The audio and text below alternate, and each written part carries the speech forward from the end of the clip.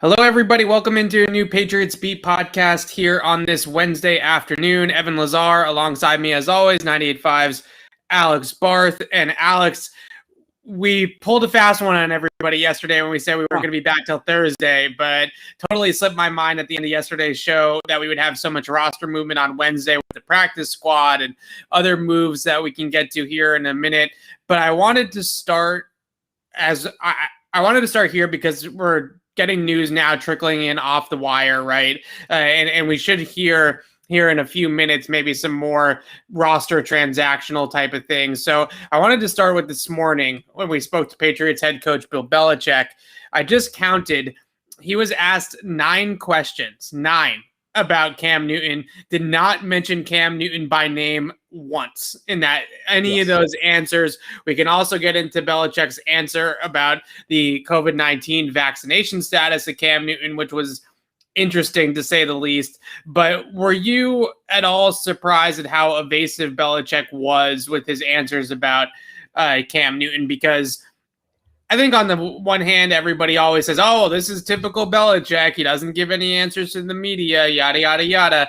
With Cam, it's been different, I would say, with Bill. And I would also say that he has given a lot more insight into players that have left than what he did with Cam Newton this morning. Yeah, I would say I wasn't surprised for the most part. I didn't think we were going to get a ton. I thought it would kind of be, I already addressed that, blah, blah, blah. But I thought there would be an overarching statement. Cam was a great player for us. We'd like to thank him for, I'd like to thank him for his hard work for the last year and a half. He did everything we asked him to do. Right. I thought that, he generally gives that sort of sentiment before moving on. So if he had done that first, the rest of it lines up perfectly. He addressed it. He addressed Cam. He moves on. Right. I didn't think we were going to get questions about the testing misunderstanding or any of that, or get answers on the testing misunderstanding or any of that. But the fact that he didn't say Cam Newton's name once, that feels weird to me. It was one of those press conferences where it almost felt like he felt like it was already been addressed by yesterday's decision, even though he never spoke on it, right? And like you said, the send-off, or a little bit more of a flowery send-off, for lack of a better term, was what I was expecting from Bill Belichick based off of the just identifying the elephant in the room, right? And instead, he just acted like Cam Newton was just another cut, just another procedural decision that the team made yesterday, in the same vein that the Patriots decided to cut D Virgin. They also decided to cut Cam Newton, right? And obviously from our perspectives as media, it's very, very different things and those types of things.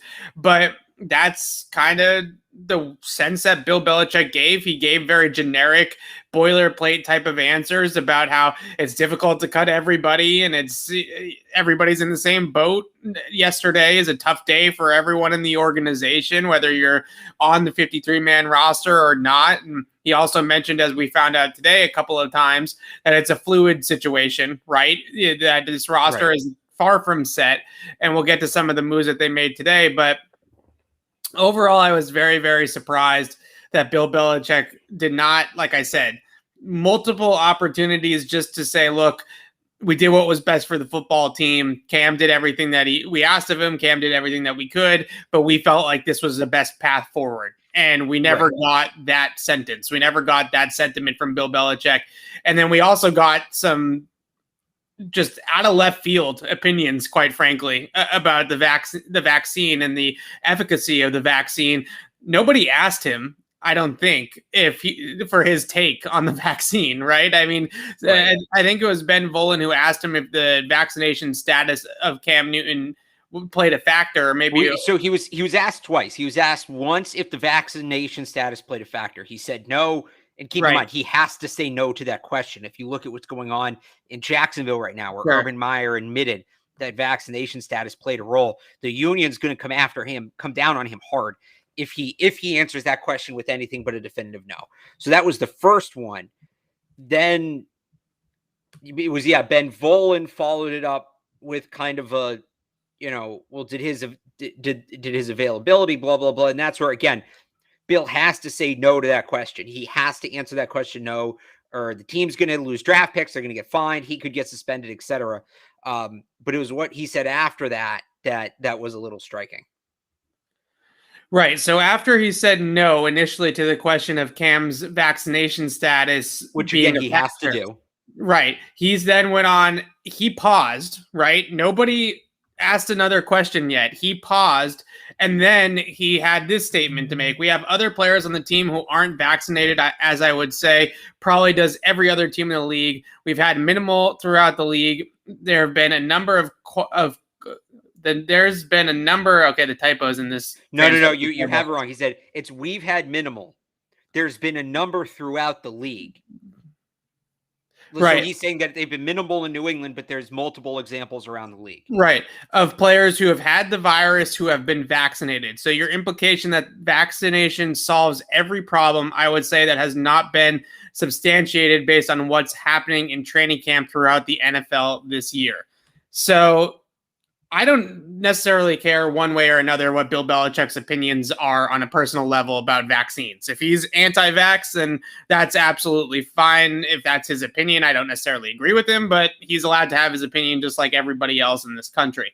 Now, from a football standpoint, as we've talked about with Cam Newton several times, this matters, right? It matters if you're not vaccinated in the NFL, and the protocols are different from players that are versus aren't. Now, I think Bill Belichick, even though he had to say no, I still think that Bill Belichick was being genuine. I do not think that Cam's vaccination status played a major role in this decision. In fact, I think that Mac Jones won this job outright, and I don't think it was particularly close. From people that I've spoken to on the team in that locker room, it was pretty well known that Mac Jones had a better grasp of what they were doing and was further along in what they were doing this season than Cam Newton for several factors, right? And they felt internally that Mac Jones had clearly won this job. So I actually think that Belichick was being honest this morning in a lot of ways, and I actually do think that Bill Belichick is skeptical about the vaccine in general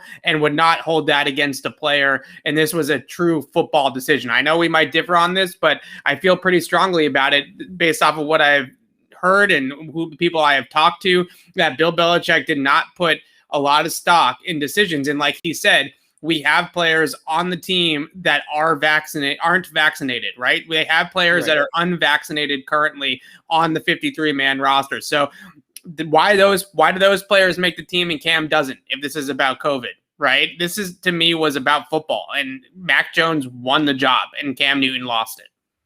Yeah, again, I always just to kind of go back to my argument yesterday, I always believe Mac Jones won the job. I thought that this might have been a tipping point, but it wasn't the be all end all. Mac Jones was the better quarterback. Clearly, I truly believe that. But you know what? I'm honestly ready to just move on, and hopefully this is the last time we have to discuss vaccinations on this show. I don't think it will be, unfortunately, because I think this is going to be a year-long issue. Well, we'll have to talk about COVID. It's just the vaccines. Like COVID, players are going to get COVID around the league. That's going to happen. But hopefully we're done talking about the vaccine itself. Okay, so let's talk about, first and foremost, we do know 11 of the 16 players that are going to be signing or have already signed with the Patriots practice squad. I can read out those 11 guys in a second, but I wanted to get to first Malcolm Perry, who the Patriots claimed on waivers. When you claim a player on waivers during the cut down process, that means that player is going on the 53-man roster. This is not a claim to go to the practice squad. So Malcolm Perry on the 53-man roster. They initially cut Harvey Longy to make room for Malcolm Perry on the team, but it sounds like N'Keal Harry's IR status. N'Keal Harry was placed on injured reserve. He will miss the first 3 games of the season. That will now open up the spot for them to bring back Harvey Longy. But unfortunately, due to procedural things, they had to cut Harvey Longy and then bring him back once they get N'Keal through the wire on injured reserve. So N'Keal Harry to injured reserve is a thing. We can discuss that as well. But Malcolm Perry, what are your impressions of Bill Belichick finally getting his Navy guy here, Alex? Yeah, I think he's going to be fun. Matt Chatham actually had a really interesting point on Twitter where he brought up that, not necessarily the ceiling, but the prototype comp for Mac Jones has sort of been Drew Brees throughout this process. And what did the Saints do to kind of offset some of the Drew Brees physical limits? Yeah. Well, they gave him Taysom Hill. They gave him a hybrid quarterback receiver. Well, what's Malcolm Perry? He's not a big, bully ball runner like Taysom Hill is, but could Malcolm Perry be used in a Taysom Hill role? Probably. I don't know entirely. I honestly didn't see him throw the ball much last year, and it's not, Taysom Hill, whatever BYU's offense is, I don't know exactly what it is. It's not a triple option. I mean, Malcolm Perry was doing something completely different in Navy. He wasn't throwing the ball a ton. He did occasionally. So you'd have to look into that. But I like the signing of Perry. We talked about this. If N'Keal Harry was going to miss the beginning of the season, and now we know he is, they were going to need another wide receiver. Perry can do that. He had some depth at running back as well. I think he could return kicks. He hasn't done it. But just having watched him with the ball in his hands, I think he's a guy who could potentially have some success there. So a little 3-week tryout, a little 3-week window, and then you readdress it when N'Keal Harry's ready to go. But I think this is the exact kind of signing this team needed to make. I think it was a good signing. So we've discussed this a few times, and a guy like Isaiah Zuber was potentially maybe that type of role player, that type of gadget player for this team. Yeah. But the Patriots, other than if you consider Jonnu Smith in that mix, which I do think he will be, they did kind of need another guy that could be schemed. It could be used on scheme touches, what I would call it. Reverses, end arounds, jet sweeps, just different misdirection in the backfield as a ball carrier behind the line of scrimmage. And I think Malcolm Perry has shown in the NFL and certainly in college when he was a quarterback, but mostly a runner, right, that he is a very good ball carrier and a very good player in space with the ball in his hand. So another gadget type of player that will be able to be used in a limited role probably, but have some of those elements to it. Now, the Patriots did extensive amount of homework on Malcolm Perry in the draft process. They weren't able to get him, but he was shocked when they didn't get him, right? He said, I thought for sure the Patriots were going to draft me. Bill Belichick talked to me 2-3 times during the draft process, and the board didn't fall that way. So this is Bill Belichick finally getting his guy to a degree. And we're going to talk about another player on the practice squad that they just signed in Ben Mason, who's another guy that I think is Bill Belichick finally getting one of his guys. Now, Malcolm Perry on the team, as Alex and I just both discussed, a ball carrier type of role, right? A guy that you're going to be able to scheme into space, scheme touches for him, and do things like that with him that they didn't necessarily have another guy on the roster that played that type of role unless you wanted to use Jonnu Smith as a featured ball carrier, especially with N'Keal Harry going out. Although N'Keal Harry had varying degrees of success, I would say, with carrying the football and design touches. At least he was somebody that could do it and had done it in the past. So they didn't necessarily have that guy. Maybe Malcolm Perry is that for a little while here for the Patriots. Let's move on to these practice squad signings, though, and we're starting to get basically the entire picture of the practice squad here. We have 11 names. I'll read them off for everybody. Starting with fullback Ben Mason, that's the most recent signing to the practice squad that's been reported. Brian Hoyer, Jelani Tavai, Miles Bryant, Matt Lacoste, Christian Wilkerson, Trey Nixon, D'Angelo Ross, Alex Redmond, Bill Murray, and Deshaun Bauer. So the first part of this, Alex, is certainly the quarterback position, right? And we have both heard, and as Doug Hyde also reported on Twitter, that they are maybe potentially searching for a third arm here at some point. And I think that the big thing that you have to look at with this is that practice squad elevation option, right? So you can have a player on the practice squad and elevate him on game day. The Patriots did it last year with Nick Folk a couple times to get him on the roster for game day to kick in the game. So Brian Hoyer can be elevated at any time to come up for the game in week 1 to be Mac Jones's backup in the season opener against Miami.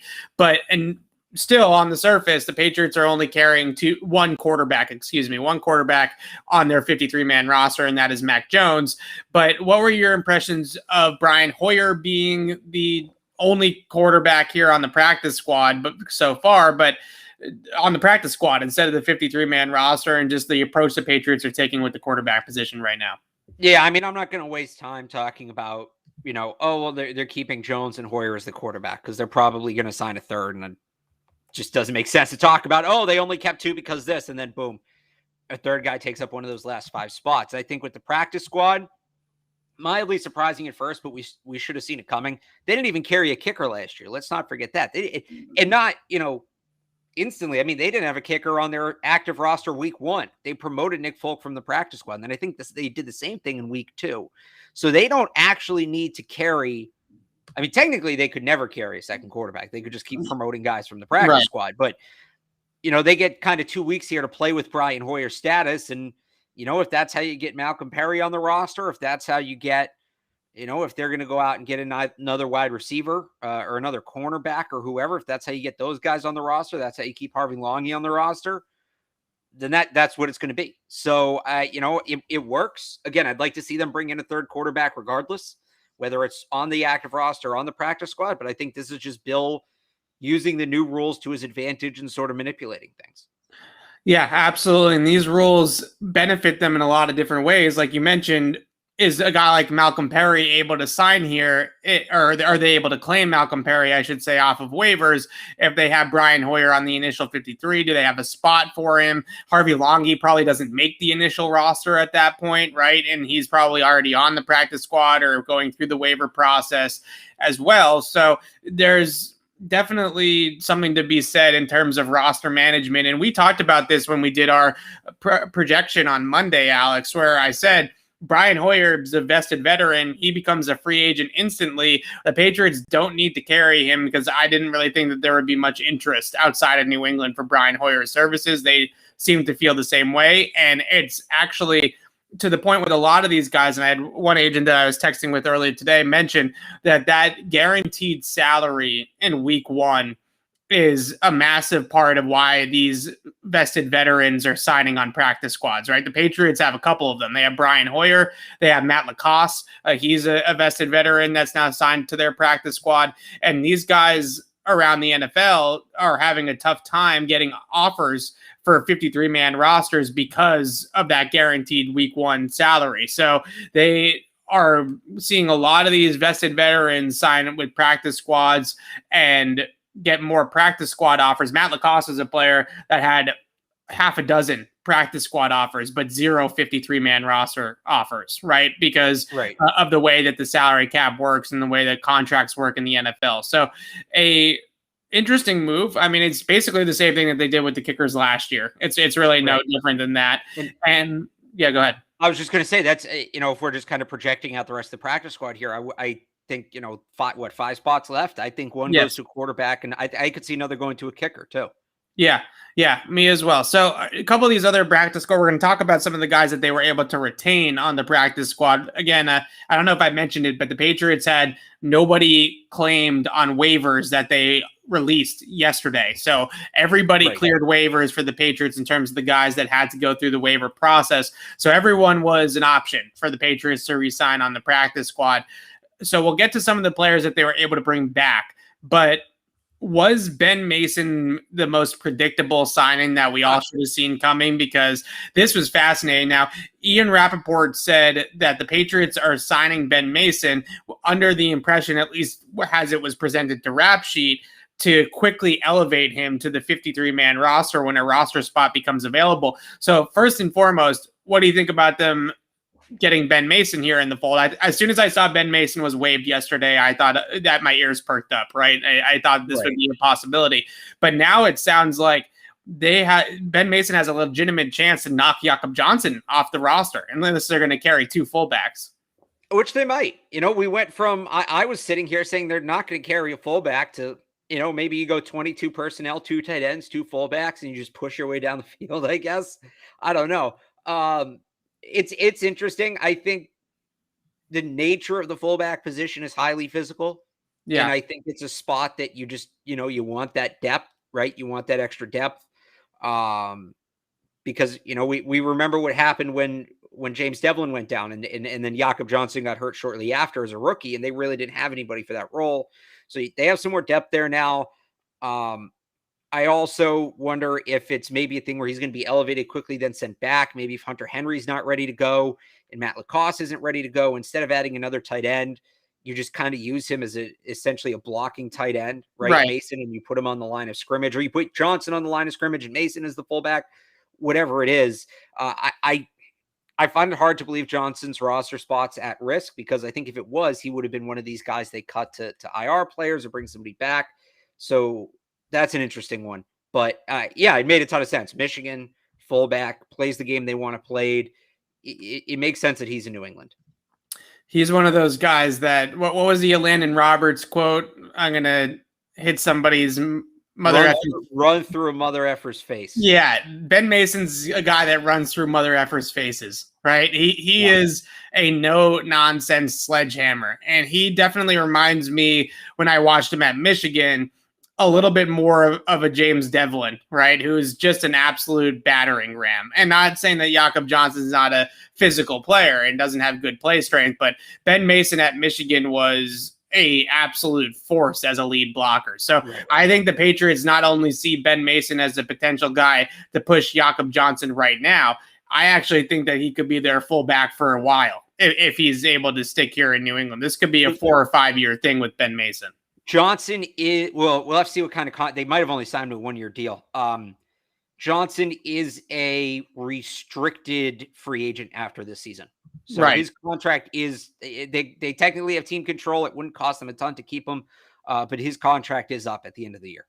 Right. So I definitely see Ben Mason being a guy that could potentially be here for a while, which is interesting just because I thought Jakob Johnson had a great summer. I thought that he's been good in the role that they've asked him to play as a lead blocker. So although you're always looking to upgrade and you're always looking to get better at every position, I don't know if I necessarily saw an upgrade on Jakob Johnson as necessary, right? This more just kind of fell in their laps and maybe they just couldn't say no to it. Yeah, I mean, that I think that's kind of the case with Malcolm Perry too. I don't know that he's the kind of receiver they needed. We talked about it yesterday. Brashad Perryman, who was the other one? John Brown, right? Good player, and when good players are out there, he was right there. They weren't going to have to give up anything to get him, so it made sense. So the other player, we mentioned Mason, we mentioned Perry. The other player that is reportedly signing with the practice squad that wasn't here in Patriots training camp is Jelani Tavai from Detroit, formerly a Matt Patricia player, 6'2", 250-pound thumping linebacker, pretty much a Juwan Bentley archetype, right? Basically the same type of player as a Juwan Bentley. This makes a lot of sense for the Patriots too. He signed with the practice squad to vie, but I think that he has a chance to play in some games this year, especially if Bentley gets injured or Hightower gets injured or one of those linebackers go down. And just your prototypical Patriot linebacker that Matt Patricia obviously thought highly of in Detroit as well. Yeah, and your prototypical Patriots, signing for this time of year, a guy who was a second-round pick, right, in 2019, kind of never got there with the Lions, and they're going to give him another shot, which is what they like to do. Maybe it'll work out, maybe it won't, but, they're buying low on a guy with potential. The other one I'm wondering about is Pernell McPhee got cut, and I think he might have gotten to a practice squad, but that still technically means he's a free agent. He always seemed like a guy that would be a fit for their system. I wonder if they'd give him a chance. Yeah, on the one hand, you do get a little bit, I wouldn't call it annoyed, but definitely a little bit frustrated with the fact that the Patriots are still so dead set on signing and drafting and bringing in these 250 plus linebackers that aren't great in space and aren't great in coverage. Now, the way around it is that you always have those guys moving forward. You keep them clean at the second level. You allow them to come downhill in the trenches, and you may basically turn those guys into forward missiles, right? You're either the blitz or you're going to stop the run, but you're not going to drop much in coverage. Well, that, and you have bigger run covering safeties like Adrian Phillips and Kyle Duggar. Right. Exactly. So that's the way around it, but it definitely is. It's something that the rest of the league is going away from, right? The rest of the league is looking for these athletic Darius Leonard type of linebackers, right? Or Deion Jones in Atlanta. These type of guys that are great coverage guys. Fred Warner in San Francisco that are fantastic in space, that can drop into coverage and basically cover from the linebacker position like a safety, right? That's what the rest of the league is looking for because of the way these passing attacks. The Patriots are still picking up all of these 250, 255 pound thumpers. And maybe that Belichick, as he often does, looks at it and says, I'm going to go where it's cheap, right? The rest of the league is paying these athletic guys crazy money. Fred Warner, I believe, just signed a huge deal. Darius Leonard just signed a huge deal. So maybe he feels like that's where the best value is to stick this course. And obviously his system asks for these linebackers to be able to read both gaps, take on guys in the line of scrimmage, take on lead blockers, take on just everybody, right? Whether it's a climbing offensive lineman, it's a fullback, it's a ball carrier in the hole. These guys have to have great take on technique and ability to do that. But certainly we see this as a Belichick kind of sticking to his old guns, and the rest of the league evolving maybe a little bit more to the passing game. Yeah, that's maybe a little bit of it. But again, I think he's going to keep doing what he's doing. When the league zigs, he zags. That's what he likes to do. That's how he's doing it. Fair enough. All right, let's talk about some of these guys that stuck around on the Patriots practice squad. First and foremost, Miles Bryant passing through waivers was a surprise to me, especially with how good some of his tape was from last year. So He passes through waivers, re-signs with the Patriots practice squad. Were you surprised that Miles Bryant was able to get back to the practice squad first? And second, why do we think he did? Right? I mean, what does the rest of the league see? What do the Patriots even see by cutting him? I'd mentioned the size thing yesterday because that's the only thing that I can think of that would be the factor here. At 5'7", 5'8", 180 pounds, he's not big enough to play a slot corner role in the NFL. But the Patriots cut him. Miles Bryant passes through waivers and clears waivers.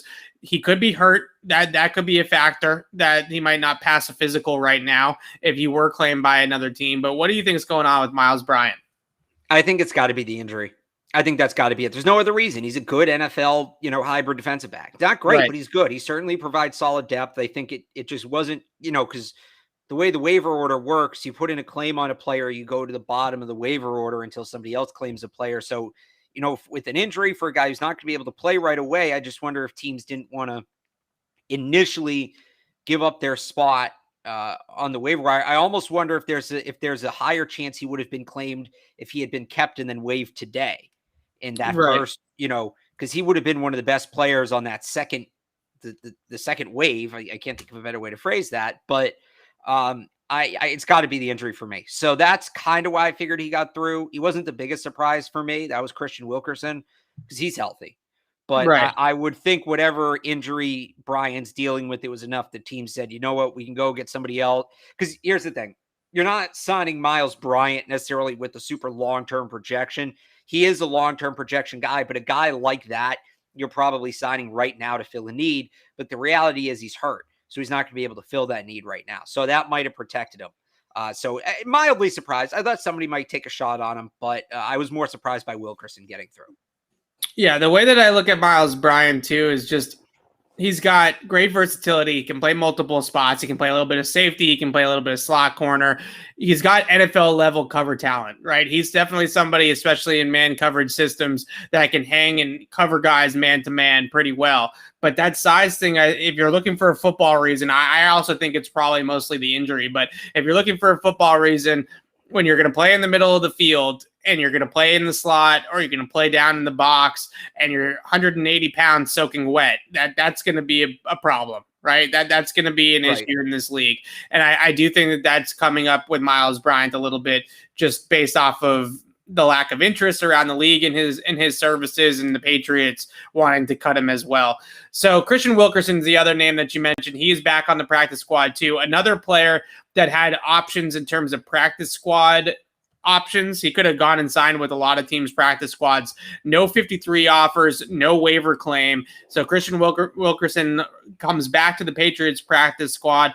This to me is good. I thought before the Malcolm Perry news came out that Wilkerson might get elevated once N'Keal Harry went on injured reserve. They end up claiming Malcolm Perry instead.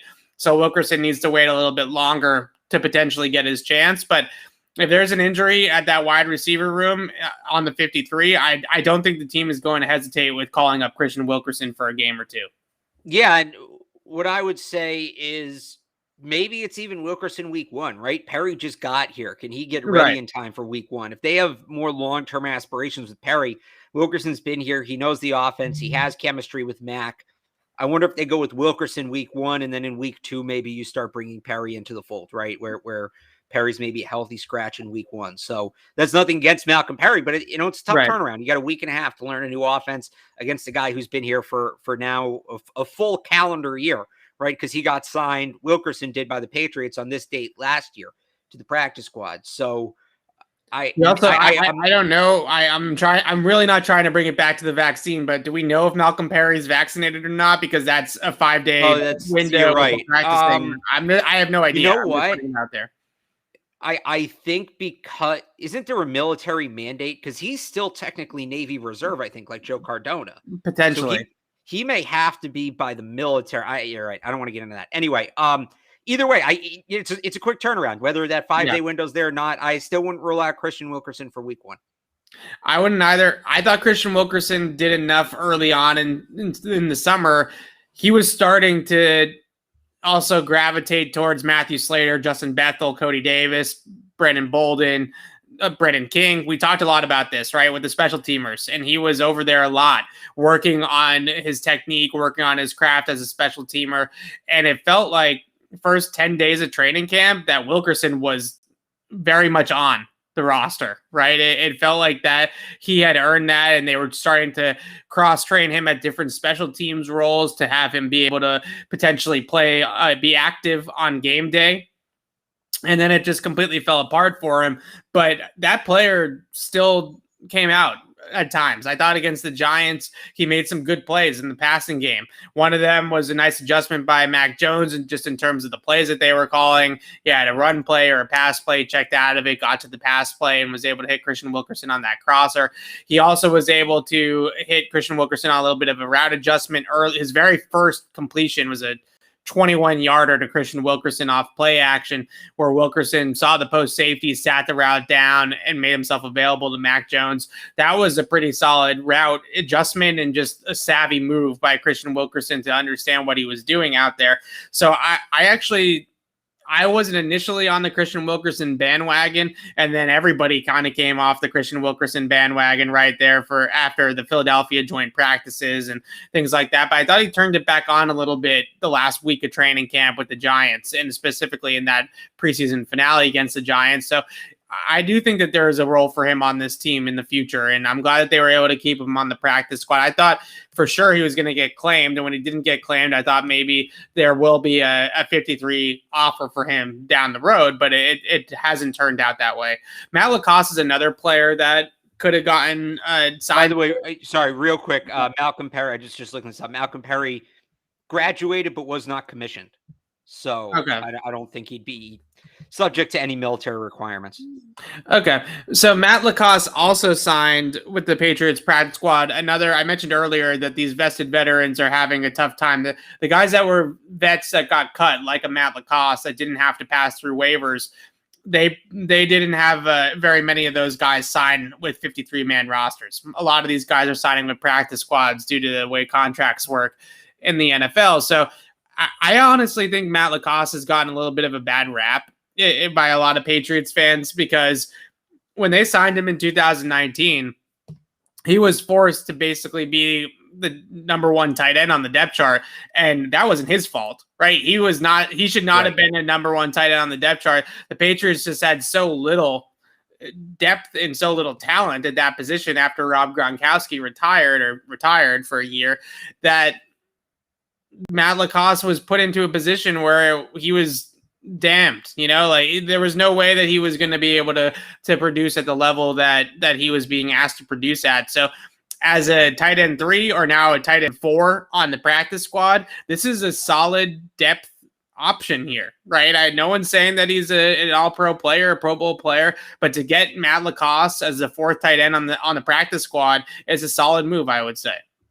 Yeah, it absolutely is. I thought, and I wasn't super high on Matt Lacoste coming in, but I thought he had a very good summer up until he got hurt. And I wonder if you mentioned the financial element of it too. I wonder, kind of like we talked about with Bryant, if a team's just not super eager to sign a guy coming right off a concussion. I think that might have helped a little bit. and you see these new practice squad rules in effect here. He's a good guy to have around, though, with as banged up as Hunter Henry's been, given what he showed this summer. That I think that it's a sneaky good practice squad addition for the Patriots. I think so as well. I'm not trying to sit here and say that Matt Lacoste is Rob Gronkowski 2.0. We should give him more credit. I'm just saying that Matt Lacoste gets a lot of flack for not being Rob Gronkowski 2.0 when he never was, right? It's funny. He was kind of like his situation on a much smaller scale kind of mirrors what Cam Newton dealt with last year in some ways, right? Right. Because I think a lot of the hatred towards Cam Newton was simply the fact that he was not Tom Brady. Right. And Lacoste was, like you said, not Rob Gronkowski, but he's a guy, again, they shouldn't start him. But let's say Hunter Henry gets banged up and, it's a lot, but you're a lot better off promoting Matt Lacoste in the practice squad for a week and giving Hunter Henry a week off, as opposed to having to put Hunter Henry on IR and you lose him for 3 weeks. Right. So you can give him, put him on the healthy scratch, give him the week off, let him heal up. So it's, again, he's not starting. Let's not act like I'm not celebrating he's here because he's starting, but I think having him available on the practice squad, if he needs to fill in for a pinch, there's much worse guys you could have in that role. I think he's just about as good as you can get in that role, especially given the fact that he's been here for years and he knows the offense. Another player that stood out in that Giants finale, Alex D'Angelo Ross, coming back to the practice squad too. This one is both Bryant and Ross being on the practice squad is sneaky big because Jonathan Jones doesn't sound like his injury is going to be long-term, but he is a little bit banged up. And right now on the 53, unless you're going to consider Mills an inside guy, but he has to play outside right now because of Stephon Gilmore's situation, the Patriots are a little bit thin at slot corner. So getting Miles Bryant and D'Angelo Ross back on the practice squad gives them some security there. It does. They can play Shaun Wade in the slot too. I think they like him as an outside corner. Yeah. But he played in the slot in college. I asked cornerbacks coach Mike Pellegrino about this today. He said, one of the things they love about Wade is his versatility, right? He's a DB. That's what he said. He's a DB. He's an overall defensive back. Right. They value guys that can do that. But, if he's not ready for week one, I certainly think Bryant, if healthy, is a candidate to be elevated week one. If he's not healthy, I think D'Angelo Ross is a guy you could see on an emergency basis just to kind of give them some depth.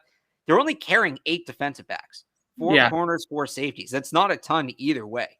So I had projections that had them with 10, 11 defensive backs. I had them at 10, I think. Right. Yeah, that sounds right. They do have one more with Justin Bethel. I should include him in that equation because he did have a great summer playing cornerback, and it does sound like they want him to play a little corner, but they are still, you mentioned in the slot, thin. It's Jonathan Jones and then Shaun Wade, who just got here. So, yeah, I definitely think Miles Bryant at some point ends up on the active roster, and I wouldn't be surprised if D'Angelo Ross, even as a temporary elevation, ends up on the roster as well. Me neither. Ernie Adams' guy, Trey Nixon, ends up back on the practice squad.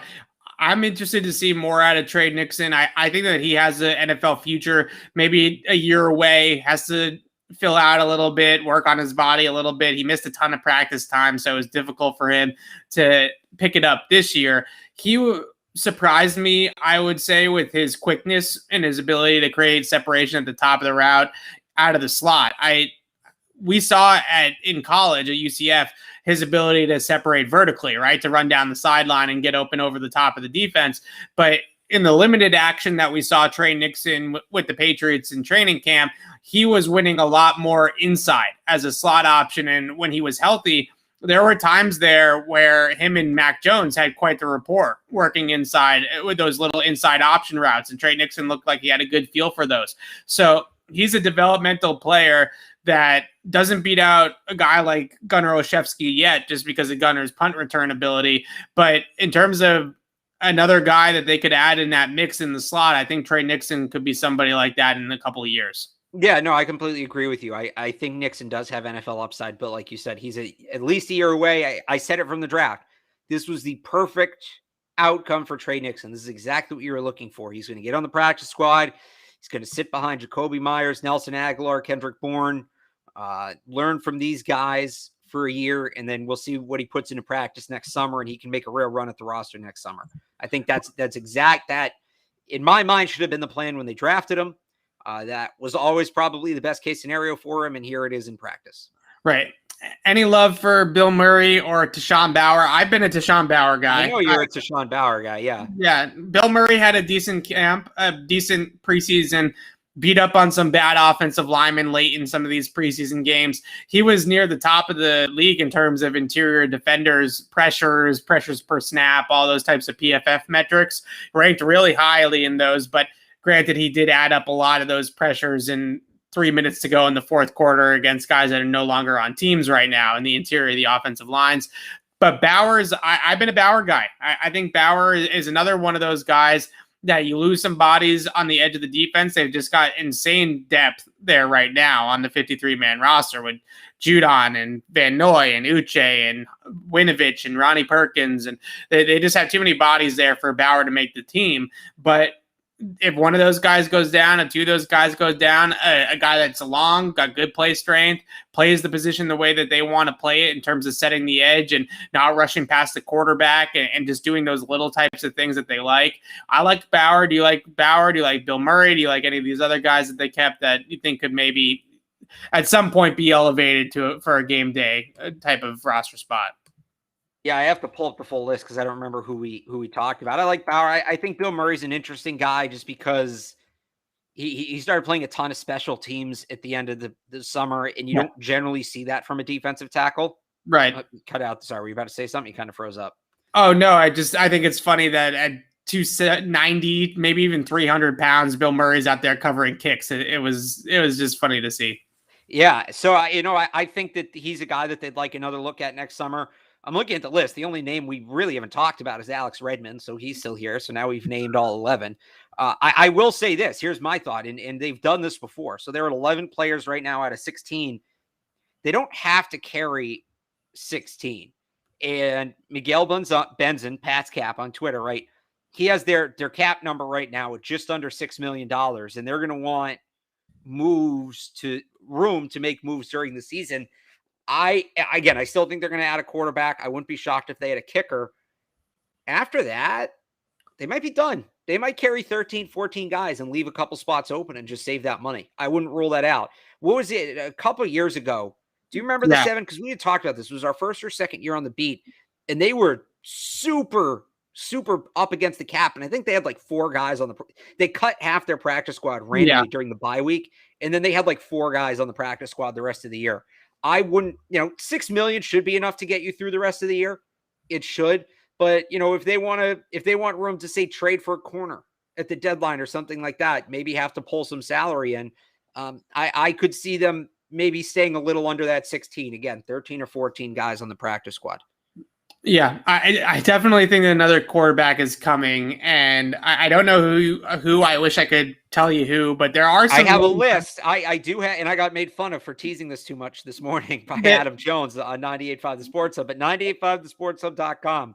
I do have a list of 6. Well, I guess it's 5 quarterbacks now. All right, give me your list, and then I have a couple. I'm sure maybe a few of them are on your list. Yeah. So there's 3 ways they can go. They can just the known commodity, right? The guy that's been here knows the offense. That would be Jake Dogala, of course, and then Brian Lewerke, who was only here for a little bit last summer, but he sort of knows. Then they could go with, another Brian Hoyer, just another veteran, another teacher for Mac Jones. I look at a guy like Garrett Gilbert, who I thought given the role, did well last year in Dallas, and Josh Johnson, who's been on 14 NFL teams. He's been cut 20 times, but hey, he's seen everything. That knowledge is valuable. You're not looking for 20 times. He's been cut 20 times. Yes. Wow. He's been on 14 NFL teams plus 3 other professional teams. He's with the Sacramento Mountain. Let me see if I can do this. The Sacramento Mountain Lions, who I think were the UFL. He was with the LA Wildcats of the XFL. And then he was with an AAF team, the San Diego Fleet. So he was with 3 non-NFL teams, and the Sacramento Mountain Lions were the UFL. They were not the FXFL. So that's the one league he hasn't played in. But yeah, 14 teams since 2008. He's seen a lot of football.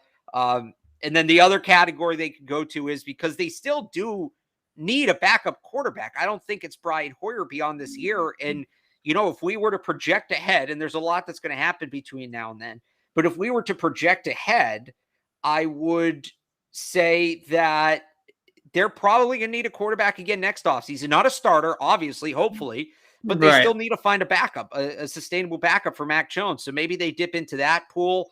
I thought that potentially Will Grier could be a guy who could come in and be a backup for them for 3 or 4 years. I liked his upside.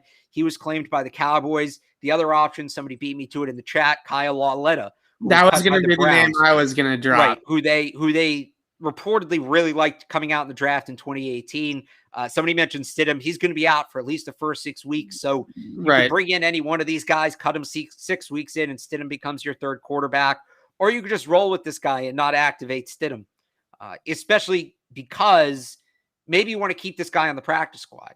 If you activate Stidham, you then have to cut him to get him back on the practice squad. He might get claimed. So I wouldn't rule out a third guy. Those are kind of the 3 branches they could go. I guess Danny Etling falls into that first category too, but he's really bad.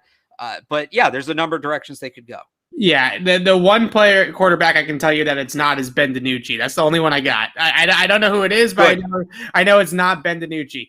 The other quarterback that I wanted to throw out there was Kyle Lauletta, who had a decent camp in Cleveland. Oh, what about our guy Tim Boyle? Oh no, not Tim Boyle. Is he anywhere? Kyle Lauletta had a decent camp in Cleveland. Tim Boyle's on the Lions, by the way. Very poor man's Alex Smith, right? Very weak arm. It takes a lot of air under the ball to get the ball down the field with a guy like Kyle Lauletta, but he's got a quick release. He knows how to read the middle of the field.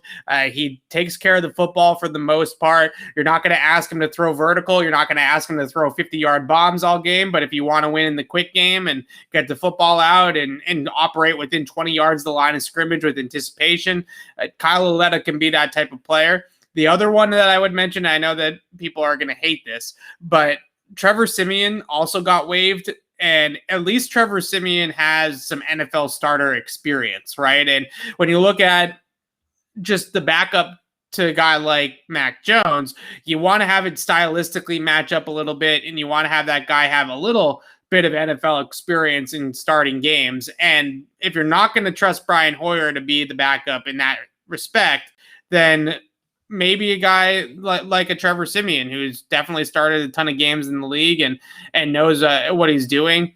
It could be an option there as well. But Lauletta would be my choice if I had to pick any of these quarterbacks that got cut over the last 24 hours, and not Matt Barkley, not DiNucci. I just said that's not happening. But maybe somebody that we just mentioned will be the third quarterback, because the Patriots are. I would be shocked at this point, Alex, if they don't bring in a third QB. What was his name? The USC quarterback who was here for a minute. Cody Kessler. Is Cody Kessler? Cody Kessler. Oh, that's an interesting one. I think Cody Kessler is a free agent. He's a free agent. He hasn't been on a roster, it looks like, since he was on the Patriots practice. I mean, he was on the practice squad pretty much the whole time in 2019. Oh, no, he wasn't. He was here for the last 2 weeks of September, first 2 weeks of October.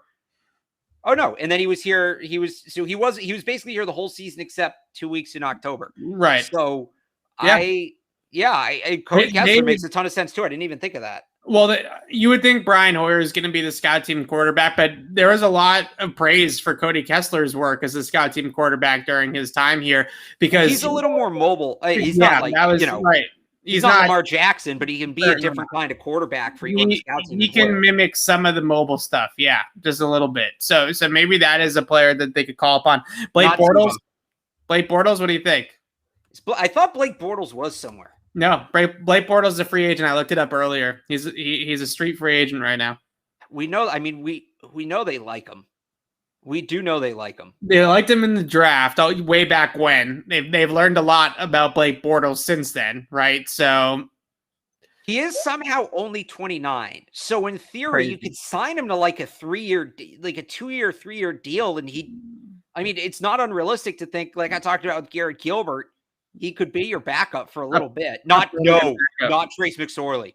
No, Trace McSorley. He's on. Well, he got signed by the practice squad in Baltimore. Okay. He's just a worse version of Johnny Manziel. No, I guess I could see Blake Bortles. It's probably not the worst idea. All right. Well, the waiver wire, or the transaction wire, I should say, came out. The early transaction wire just came out, and no practice squad announcements on the wire. So it's going to be the 8 o'clock transaction wire that's going to have all the practice squad players on, or maybe it's 7. It's 7 or 8 o'clock. I always forget. One of those two will have the signings that the Patriots have already made. Like Alex said earlier, there's probably a pretty good possibility that the Patriots will not complete their entire 16-man practice squad today, right? They might leave a few spots open. There might be a few negotiations or a few guys that are still deciding. One guy that I know that is definitely still deciding as well as Isaiah Zuber. As you might have noticed, we did not mention him as one of the guys that have signed with the Patriots practice squad yet. He is still weighing his options as well. So I think Zuber's maybe sensing, okay, Christian Wilkerson signed with the Patriots practice squad. Trey Nixon signed with the practice squad with New England. I'm going to be the third receiver on the practice squad. Maybe go someplace else where there's a little less competition. So Zuber is still out there. That's a possibility. Will Sherman's still out there, right? The rookie offensive lineman. They didn't sign him yet to the practice squad. So still some options. 5 spots remain open, but Alex and I will be back on the podcast. Now, I don't know when we're going to do the podcast next, Alex, because the schedule tomorrow is right in the middle of our typical showtime for the pod. So I'm not going to walk ourselves into a schedule like I did yesterday and then have to tell everybody we're making an adjustment. So we'll be back on the pod. Follow both of us on Twitter. I'll put up our Twitter handles because we keep it. Oh, I didn't mention Jeff Driscoll as a quarterback option. That's no, he signed. He was like the first practice squad signing across the league, I think. Oh, did he sign already? I thought I saw. I think Dallas. I could have sworn I saw he was like the first signing this morning. Yeah, he signed the Texans practice squad. Okay, all right. So that one's off the table. He also sucks. Yeah, he does. All right. So you can follow both Alex and I on Twitter. You can see the Twitter handles right there. And we'll keep you updated about when we're going to be back on the podcast. We have a special guest that we're trying to get on the show as well.